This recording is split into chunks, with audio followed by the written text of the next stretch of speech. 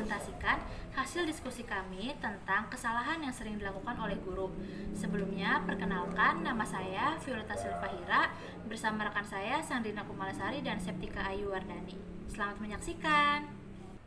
Nah, di sini ada kesalahan yang sering dilakukan oleh guru. Yang pertama ada mengambil jalan pintas dalam pembelajaran. Jadi, saat perencanaan pembelajaran, banyak guru yang mengambil jalan pintas. Artinya, guru itu tuh tidak melakukan persiapan dalam proses pembelajaran. Jadi kayak guru tuh hanya ingin mudahnya aja gitu. Kayak misalnya dengan menggunakan metode yang itu-itu aja. Padahal dengan guru mengambil jalan pintas ini tidak hanya siswa yang dirugikan, tetapi gurunya juga dirugikan sebagai tenaga profesional. Dan dengan menggunakan jalan pintas ini juga nantinya pembelajaran menjadi seadanya dan tidak berarah. Nah, selanjutnya yang kedua ada menunggu siswa berperilaku negatif. Jadi di sini masih kebanyakan guru yang menganggap bahwa mengajar itu hanya sekedar memberikan ilmu atau memberikan materi kepada siswa. Padahal lebih dari itu, melainkan bisa mengamati ataupun memperhatikan perkembangan siswanya. Karena di sini tuh kebanyakan guru yang baru memberikan perhatian kepada siswa apabila siswa itu telah melakukan perilaku yang negatif, kayak misalnya membuat gaduh, bertengkar. Padahal masih banyak hal-hal positif yang bisa dilihat dari siswa gitu, yang bisa dilihat oleh guru kepada siswanya, kayak misalnya siswa itu mendapatkan ranking di kelas ataupun rajin belajar. Dari hal-hal kecil seperti itu aja harusnya guru tuh harus sering atau rajin mengapresiasi siswa. Jadi jangan nunggu siswa untuk berperilaku negatif dulu baru diberi perhatian. Nah, yang ketiga di sini ada menegakkan disiplin dan memberikan hukuman yang tidak sesuai dengan kesalahan atau destruktif disiplin. Jadi di sini tuh seringkali guru memberikan hukuman kepada siswanya itu tanpa melihat dulu apa nih latar belakang dari kesalahan siswanya. Jadi kayak gurunya itu memberikan hukuman tuh melampaui batas kewajaran pendidikan. Padahal dengan memberikan hukuman yang seperti itu sangat merugikan perkembangan peserta didik dan juga bisa mengancam keselamatan gurunya sendiri. Jadi seharusnya sebelum guru memberikan hukuman kepada siswa itu, guru tuh melihat dulu latar belakang dari kesalahan siswanya tuh apa, sehingga memberikan hukuman itu tidak melampaui batas. Selanjutnya saya Sandrina Kumalasari ingin melanjutkan presentasi dari Violeta Silvahira, yaitu kesalahan yang dilakukan oleh guru. Yang keempat, tentang mengabaikan keragaman peserta didik. Jadi setiap peserta didik memiliki perbedaan yang unik. Mereka tuh memiliki kekuatan, kelemahan, minat, dan perhatian yang berbeda-beda. Faktor latar belakang keluarga, latar belakang sosial, ekonomi, dan lingkungan membuat peserta didik itu berbeda dalam aktivitas, kreativitas, inteligensi, dan kompetensinya. Jadi kita sebagai guru seharusnya memahami ciri-ciri siswa yang harus dikembangkan dan yang harus diarahkan. Selanjutnya yang kelima itu merasa dirinya paling pandai di kelas. Jadi guru selalu merasa dirinya paling pintar dan menganggap bahwa peserta didiknya yang dihadapinya itu lebih bodoh dibandingkan dirinya. Peserta didik dipandang sebagai gelas yang diisi air ke dalamnya.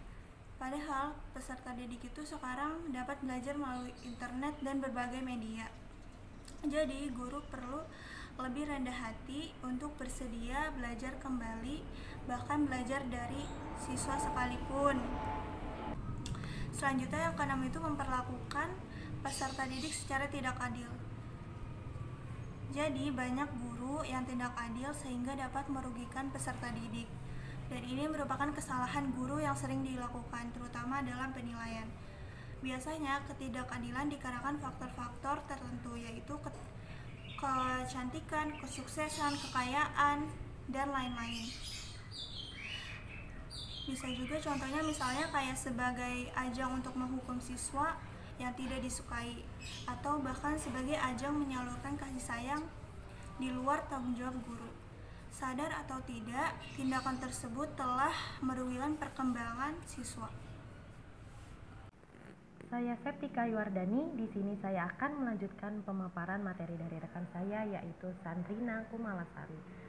Di sini ada kesalahan yang sering dilakukan oleh guru, diantaranya adalah sebagai berikut. Yang ketujuh adalah memaksa hak peserta didik. Pendidik seringkali memaksa peserta didik untuk mendapatkan keuntungan, menunggu peserta didik berperilaku negatif. Memaksa hak peserta didik merupakan kesalahan yang sering dilakukan oleh guru sebagai akibat dari kebiasaan guru berbisnis dalam pembelajaran, sehingga menghalalkan segala cara untuk mendapatkan keuntungan.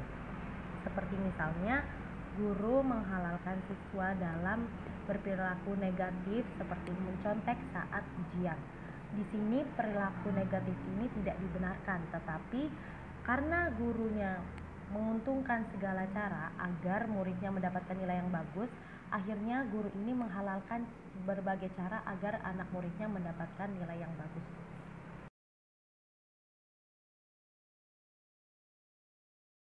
Yang sering dilakukan oleh guru yaitu guru tidak menggunakan RPP sebagai pedoman dalam pelaksanaan pembelajaran. Seperti yang kita ketahui, RPP merupakan rencana pelaksanaan pembelajaran, yang artinya setiap guru yang ingin melakukan pembelajaran di kelas wajib membuat RPP supaya guru ini mengetahui alokasi waktu yang akan dia gunakan sebagai acuan dalam mengajar di kelas. Tetapi RPP ini oleh sebagian guru masih sering dilupakan, makanya ini termasuk kesalahan yang sering dilakukan oleh guru. Selanjutnya itu adalah guru tidak melakukan evaluasi. Evaluasi ini sangat penting dilakukan oleh guru, sebab ketika kita melakukan evaluasi, guru bisa mengetahui letak kesalahan apa yang ia lakukan di dalam kelas yang nantinya akan menjadi sumber pembelajaran yang lain, sehingga seorang guru bisa belajar dari kesalahan tersebut dan tidak mengulangi kesalahannya lagi untuk pembelajaran yang selanjutnya.